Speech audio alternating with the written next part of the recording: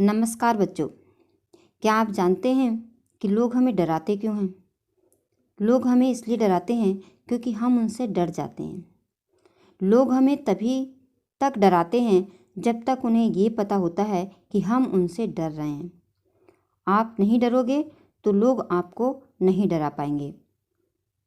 आज जो आप कहानी सुनने वाले हैं वो इसी शीर्षक पर आधारित है कि लोग हमें क्यों डराते हैं और हमें क्यों नहीं डरना चाहिए, और अगर हम नहीं डरेंगे तो किस तरह से दूसरे हम पर हावी नहीं होते हैं। आज की जो कहानी आप सुनने वाले हैं बहुत ही इंटरेस्टिंग कहानी है। आज इस कहानी से आप बहुत कुछ सीखने वाले हैं। तो चलिए सुन लेते हैं पहले कहानी, फिर जानेंगे कि इस कहानी से आपने क्या सीखा। ऐना बहुत ही बहादुर लड़की है। ऐना अपने बच्चों और पति के साथ घूमने आई थी। घूमते घूमते जंगल में कहीं भटक गई और रास्ता भूल गई। उसने देखा कि वो चलते चलते एक भयानक से जंगल में आ पहुंची और उसके पास छोटे छोटे दो बच्चे।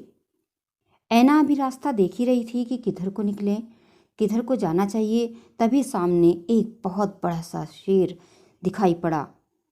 ऐना शेर को देख के डर गई और कहने लगी इस शेर के से अपने बच्चों को कैसे बचाया जाए। वो बहुत घबरा गई। उसे कुछ नहीं समझ में आ रहा था कि इस समय क्या करे। शेर चीखता हुआ चिंघाड़ता हुआ उसके बच्चों की तरफ लपका चला रहा था। ऐना बहुत बहादुर और समझदार भी थी। उसने धैर्य धारण किया और अपने आप को कंट्रोल किया, अपने डर को कंट्रोल में किया और उसने बचने का उपाय सोचा। उसने अपना दिमाग लगाया और अपने बच्चों को पीटने लगी और कहने लगी, अरे बच्चों, झगड़ा मत करो। आज एक शेर से ही पेट भर लो। कल तुमने दो शेर खाए थे ना, आज एक ही शेर मिला है जंगल में। आज एक ही शेर आधा आधा बांट के खा लो।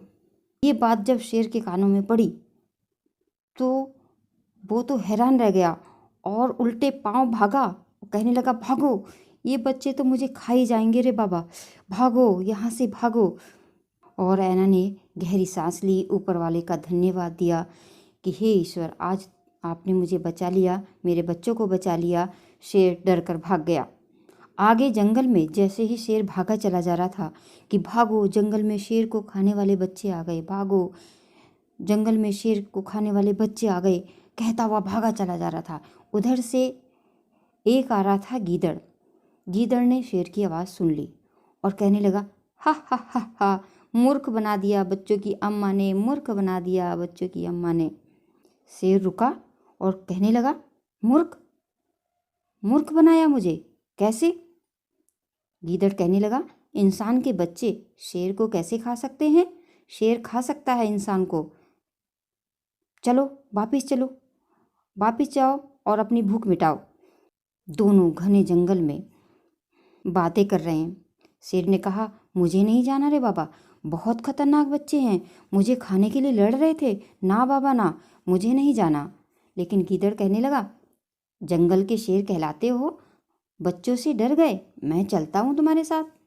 जंगल का शेर? शेर के अंदर भी आई अहंकार की भावना। अरे हाँ, मैं तो शेर हूँ, मैं तो जंगल का शेर हूँ।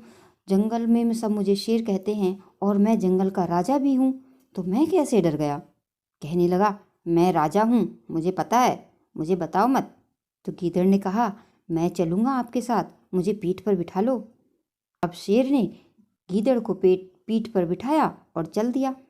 शेर चल तो दिया, लेकिन बार बार उन बच्चों की अम्मा की बातें उसे याद आ रही हैं कि डरो मत, कल दो शेर खाए थे, आज एक को ही बांट के खा लो। तो गीदड़ ने उसको समझाया, शेर को, कि डरो मत, मैं हूं ना आपके साथ। और शेर को समझाते बुझाते गीदड़ ले जा रहा है जंगल में। पहुंच गया उस महिला के पास और महिला देख करके बहुत डर गई। जो ऐना थी, ऐना तो बहुत डर गई कि अरे, ये गीदड़ तो शेर को वापस ले आया, अब क्या होगा, अब तो मेरे बच्चे नहीं बचने वाले, अब मैं क्या करूं, अब मैं कौन सा उपाय सोचूं बचने के लिए। फिर उसे याद आया एक विचार। उसे याद आया कि उसने कहीं पढ़ा था कि जब परेशानी आए तो घबराना नहीं चाहिए, उस परेशानी से बचने का उपाय ज़रूर सोचना चाहिए। और वो उस कुछ ही पलों में सोचने लगी कि इस समय इस शेर को कैसे भगाया जाए। सामने शेर और गीदड़ को देख करके वो बोली, अरे गीदड़, तुमने तो कहा था कि 2 शेर लेकर आऊँगा, पर तुम तो एक ही शेर लेकर आए। बहुत झूठे हो तुम। मुझसे वादा करके गए थे कि तुम्हारे बच्चों के लिए 2 शेर लेकर आऊँगा, लेकिन एक ही शेर लिए चले आ रहे हो। बहुत ही झूठे हो तुम, धोखेबाज। ये बात जब शेर ने सुनी तो वो तो और भी डर गया। उसने कहा, अच्छा ये इसी से मिला हुआ है। उसने कहा, धोखेबाज गीदड़ मुझे बहलाकर मुझे खिलाने के लिए लेकर आया, तभी बहुत मीठी मीठी बातें कर रहा था, उधर से मेरी पीठ पर भी चढ़ गया।